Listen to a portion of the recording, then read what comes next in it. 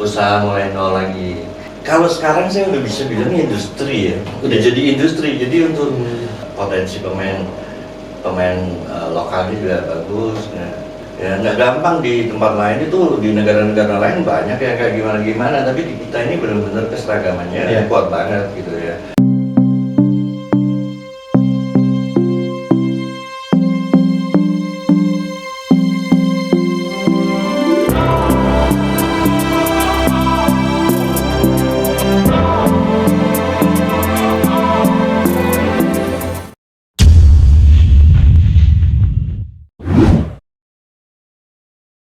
Hai teman, kembali bersama saya Mamang, dan kali ini kita masih di podcastnya Film Udin dan Keke. Dan sekarang saya bersama salah satu pemain, yaitu aktor senior. Yang bilang Bapak Teguh pekerja seni, Bapak Teguh Julianto atau Bang Teguh. Biar Bilo aja yang memperkenalkan diri, silakan Bang. Oke, salam jumpa dengan saya Teguh Julianto. Gue cerita apa adanya lah, kira-kira tahun 90-an tuh. Gue awalnya di model sih, bukan di film. Tapi kebetulan ada orang film yang datang ke agensi. Waktu itu agensinya cukup bagus ya, Cherish Agency itu punya siapa ya, aduh udah lupa ya.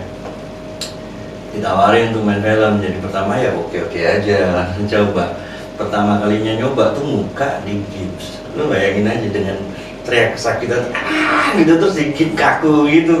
Berapa lama gue bilang, udah nih gue nggak main film nggak apa-apa, tolong copotin. Itu saat itu di gift karena peruntukan perannya atau seperti itu peran kan dibunuh kan, jadi begitu. Nanti dibunuh terus matanya dicolok, jadi gimana ya, jadi kita harus dibikinin patungnya gitu kan, untuk nyolokin mata gitu. Jadi ya film horor pada saat itu ya. Dan ya akhirnya ya setelah satu film pertama itu sama Pak Sisworo Gotama ya, emang sutradara yang aku berkesan banget lah. Contohnya itu dengan Pak Sisworo Gotama itu, dia bimbing terus bisa keluarin semua potensi yang sama di dalam diri kita gitu. Itu sutradara yang bagus banget kalau sampai bisa gitu. Jadi ya pertama bener-bener berkesan banget, jadi akhirnya mau nulisin kedua, ketiga. Tahun 90-an itu? Tahun 90-an, mulainya tahun 90-an sampai tahun 94 atau 95 itu mulai masuk di sinetron ya, sinetron di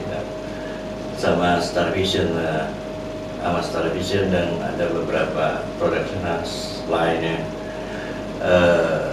sama Pak Leo juga tuh, Seni Makat Nasi. Yang di belakang Gajah Mada kalau misalnya. Ya itu ada action dikit beberapa. Terus habis itu tahun 98 aku hijrah ke Bali karena ada kerusuhan kan. Oh iya betul. Kebetulan aku tempat tinggalnya di Jembatan 5 waktu itu. Jadi yang paling parah dampaknya. Semenjak itu aku pindah ke Bali, usaha mulai nol lagi. Tapi ini sama istri, sama anak satu, terus kita dagang.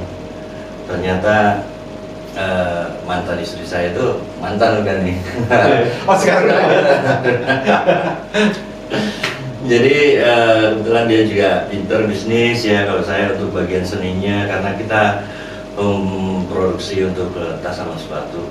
Jadi berkembang bagus sampai bagus banget lah, sampai ya kalau orang Jakarta datang istilahnya ya, itu pasti mampir ke tempat kita di Seminyak itu. Di Seminyak galerinya itu Bang ya? Iya, untuk butiknya. Iya, butiknya.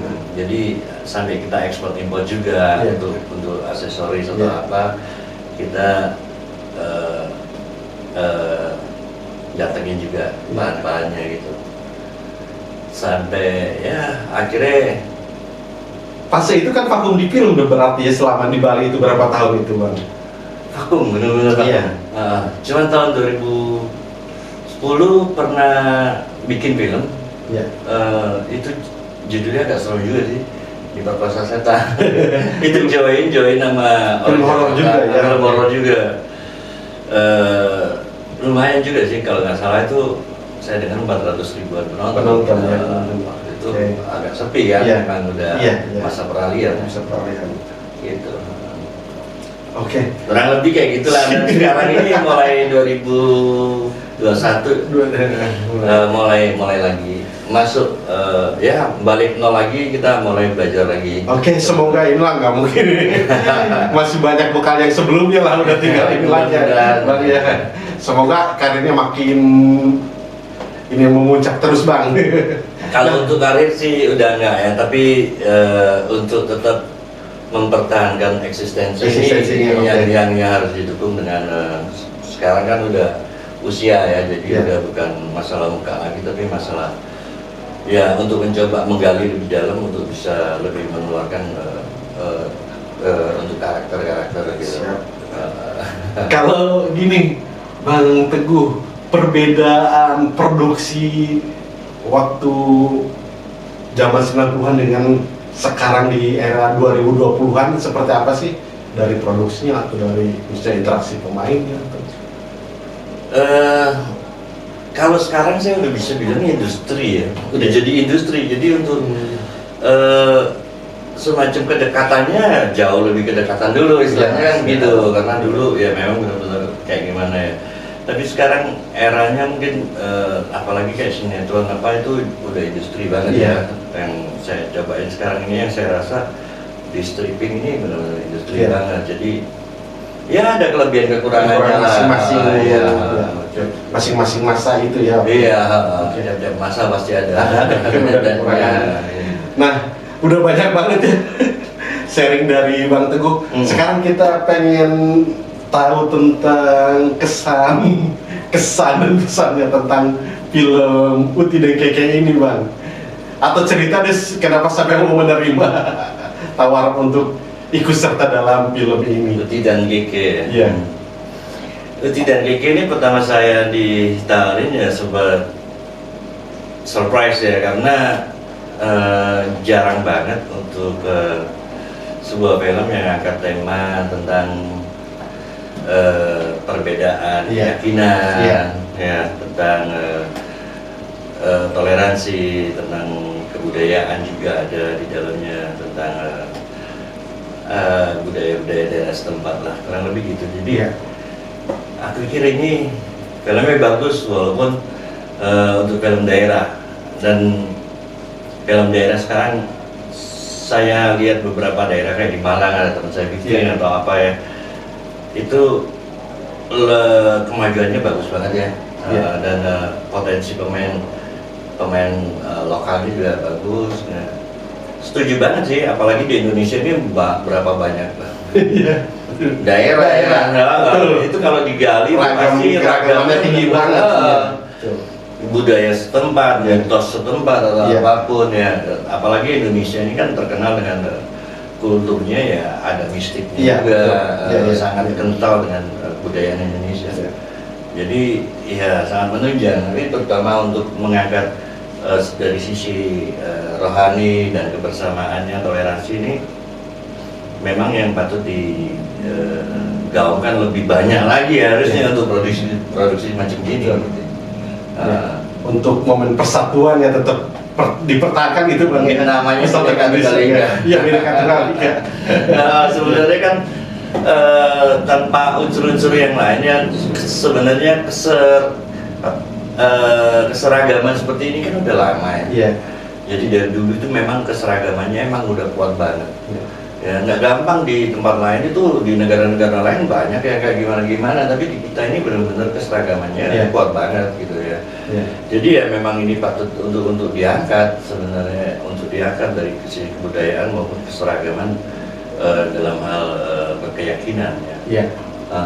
Gitu. Berarti ada kaitannya dengan masalah toleransi ya dari yang dijelaskan tadi. Pandangan Bang Teguh sendiri tentang toleransi, terutama toleransi beragama. Nah, kebetulan di film Uti dan Keke juga kan latar belakangnya itu perbedaan ini ya, keyakinannya amat kental. Silakan Bang. Kalau buat saya toleransi itu sebenarnya dari diri kita sendiri deh yang harus mulai. Selama kita bisa menghargai orang lain, kita juga pasti akan dilihatnya berbeda. Ya, dan kalau udah ngomong soal keyakinan dan toleransi ini kan tentunya menyangkut iman kita ya. Di buku kitab suci pun kalau ada yang membaca lebih teliti, maksudnya semua orang membaca lebih teliti, cuman ya lebih dibukain, maksudnya itu tiap kita ini masing-masingnya kan dihakimi menurut kitab sucinya. Itu juga keyakinan saya, gitu. Jadi ya udah, kamu mempercayai kitab suci yang mana, keyakinan kamu yang mana, kamu nanti pada akhir masanya itu kamu akan dihakimi sesuai dengan kitab suci kamu, dan saya dengan kitab suci saya, dan kelakuan kamu di dunia gimana, bukan mengenai orang lain, gitu. Jadi kitab suci ini harus ditubrukin ke diri kita sendiri, bukan ke orang lain, gitu. Banyak yang sesama iman dengan saya, itu saya lihat kok kamu mana orang lain dengan pandangan yang ada di kitab suci kita, kan nggak bisa begitu. Kitab suci kita ini harusnya buat kita sendiri, jangan diarahin ke orang. Buktinya tuh, coba kan baca yang di belakang deh, saya sebut sedikit ya, di kitab Wahyu itu di situ jelas kok, di depan tata bukti nanti kita akan diyakini dengan sesuai dengan kitab suci yang dipegang orang masing-masing, dan di situ tertulis jelas ada kitab-kitab, berarti jamak kan, berarti ada banyak kitab kan. Ya udah, kenapa mesti harus ngakimin orang lain duluan, padahal penghakiman itu nanti, gitu loh. Jangan hakimin sekarang lah istilahnya. Jadi mungkin dari hatinya sendiri. Dari situ akan tercipta toleransi yang lebih harmoni ya. Menurut saya sih begitu. Terima kasih Bang pencerahannya. Oke, sudah banyak banget sharing dari Bang Teguh. Semoga kita banyak mengambil manfaatnya dari percakapan ini.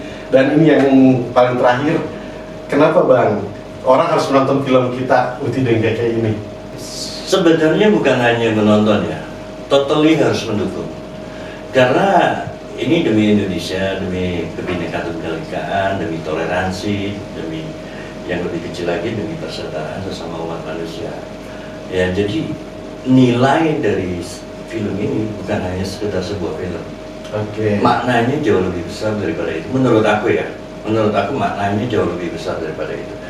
Karena di dalam bertoleransi, di dalam mengetahui masing-masing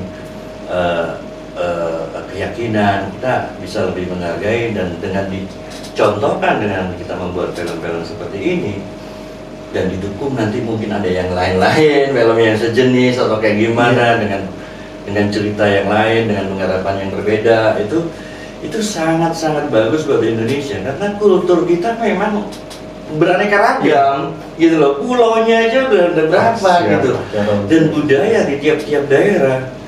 Waduh, kalau kita ini hanya diam di Jakarta dan nggak tahu nanti budaya di daerah pulau terpencil atau kayak gimana, kita nggak ngerti.